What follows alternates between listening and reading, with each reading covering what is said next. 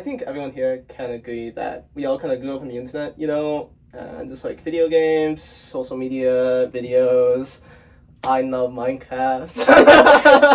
Oh, for sure. My dad let me play Grand Theft Auto when I was probably too young to be playing Grand Theft Auto. Yeah. Oh, so you went to that certain club? What about Hey, we you? can say that in... Okay, anyways, continue. What about you? You? Yeah, I played a ton of video games growing up. Games. Overwatch. What? Just start talking.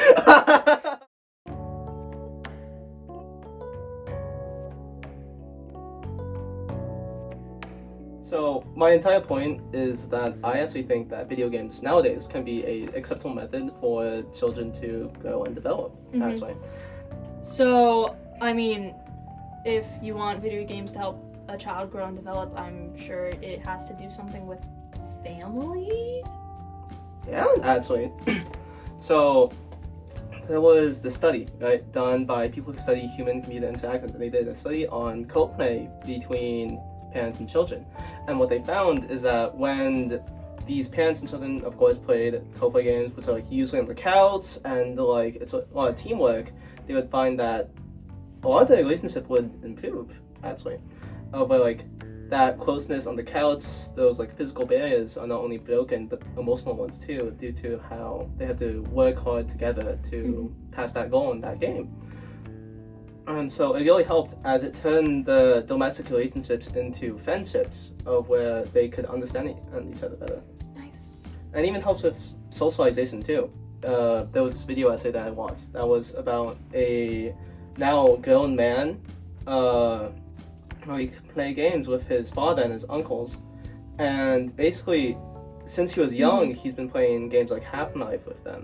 Fire. And now in the present, he discovered that like by playing these games with them, like he was better able to empathize with them and just get to know other people better through games, even if it was like observations. Oh, I like that. So are there any skills or physical skills that video games develop? Of course, actually. So these type of skills would be like motor skills, more so specifically. So these can be like eye-to-hand coordination, precision, and just like basically everything that has to do with the eyes to the fingertips, Yeah. And so there was the study done. It was National Library of Medicine, right? Yeah. And so basically what they studied is they took a participant of young adults and they had them play video games. And they took young adults who were experienced and put them up against young adults who weren't. And what they found is that the precision with the arms to the eyes was almost 1.5 to 2 times faster. Wow. And they were able to discover that based on the error percentage. So people who were more experienced had way lower errors as compared to the ones who weren't as experienced. Nice. Okay. So, I know when I play video games, right? I really love me a good tycoon game. And basically what those games are is that you earn money and then you buy stuff to help you earn more money and then you buy more stuff and it's just this endless cycle, And when I find me a good tycoon game, right? I can wake up, play it, and then I look outside, it's 8 p.m.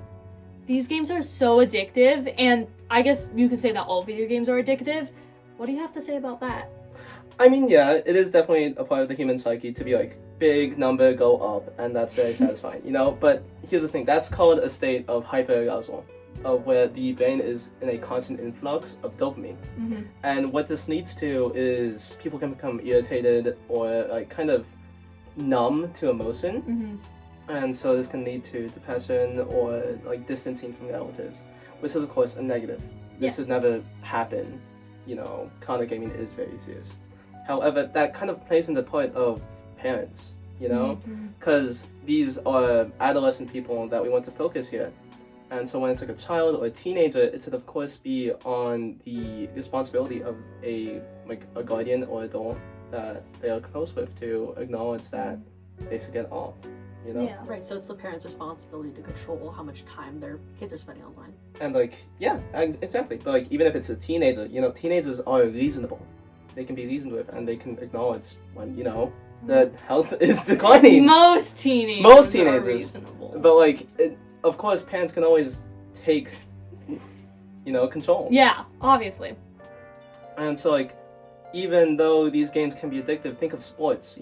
Sports are super dangerous. They can cause very bad physical injuries, but like, We people do them anyways. exactly because they're helpful and like they help people socialize. So why not apply the same to video games here?